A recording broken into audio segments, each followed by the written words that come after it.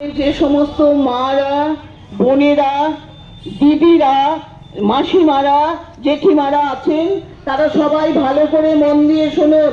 পরিবারটা আপনাকে দেখতে হয়। নেশা মুক্ত ভারত গড়ার জন্য আজকে আমরা এখানে উপস্থিত হয়েছি। আপনারা আমাদের থেকে বিচ্ছিন্ন নন, আপনারা আমাদের সঙ্গে থাকুন।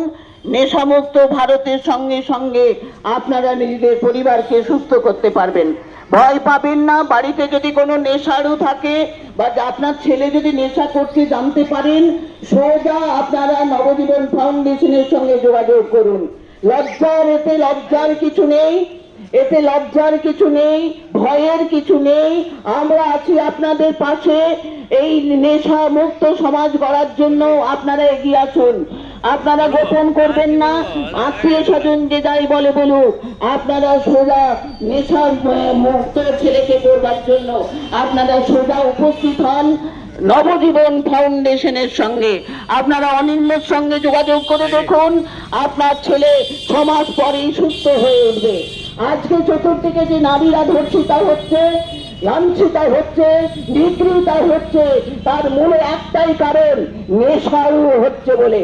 যে আপনারা খতিয়ে দেখুন, পেপার পড়ে দেখুন, আপনারা জানতে পারবেন এই ধর্ষণের পিছনে আছে নেশারু ব্যক্তির কাণ্ড। তারা নেশা করে নিয়ে নারীদের ধর্ষণ করছে, তারা জানে জেনে শুনে ভুল কাজ করছে। আপনারা আর ভয় পাবেন না। আপনারা এগিয়ে এসে আপনারা এই নেশার থেকে মুক্তি পাওয়ার জন্য বা সুস্থ সমাজ গড়ার জন্য, নিজের পরিবারকে সুস্থ রাখার জন্য, পাড়াকে সুস্থ রাখার জন্য, আপনার দেশকে বাঁচানোর জন্য আপনারা এগিয়ে আসুন। আপনারা কানে শুনে চলে যেয়ে ভুলে যাবেন না, এটা হচ্ছে সমাজের বড় কাজ। আপনারা এগিয়ে এসে আপনারা আমাদের সঙ্গে সহযোগিতার হাত বাড়িয়ে দিন। এটা শুধুমাত্র একটা প্রোগ্রাম নয়, আপনারা হৃদয়ের মধ্যে গেঁথে নেই। আপনাদের বুঝতে হবে নেশার জন্যই আজকে অশান্তি। আপনি আপনার পরিবার থেকে একটা বাচ্চা মেয়েকে স্কুলে ছাড়তে পারছেন না। একটা 3 বছরের শিশু থেকে 90 বছরের নারীরা কেউ আজকে স্বাধীন নয়। আমরা কালকে স্বাধীনতার পতাকা তুলেছি, কিন্তু আমার প্রশ্ন, আমরা নারীরা কি স্বাধীনতা পেয়েছি? একে কি স্বাধীনতা বলে? আমি যখন ছোট ছিলাম তখন আমি একাই সর্বত্র যেতে পারতাম। এখন কি আপনার পরিবারের একটা বাচ্চাকেও আপনি স্কুলে পাঠাতে পারছেন? এটা কি মাদের রান্নাঘর ছেড়ে যেতে হয় তাদেরকে স্কুলে পৌঁছাতে? অতএব আর দেরি নয়, একদম এগিয়ে আসুন।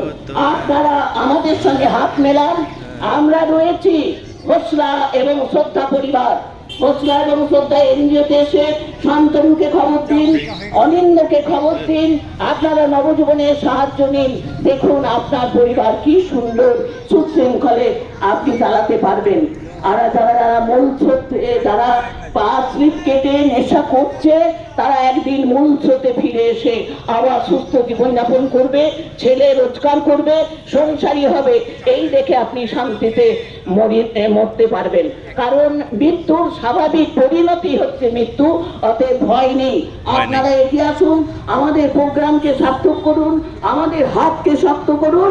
আপনারা এগিয়ে এসে আমাদের নারীদেরকে বাঁচান, দেশকে বাঁচান, নারীকে সংগ্রাম না, নারীকে সুস্থ থাকতে দিন এবং নারীদেরকে শ্রদ্ধা করতে শিক্ষা দিন।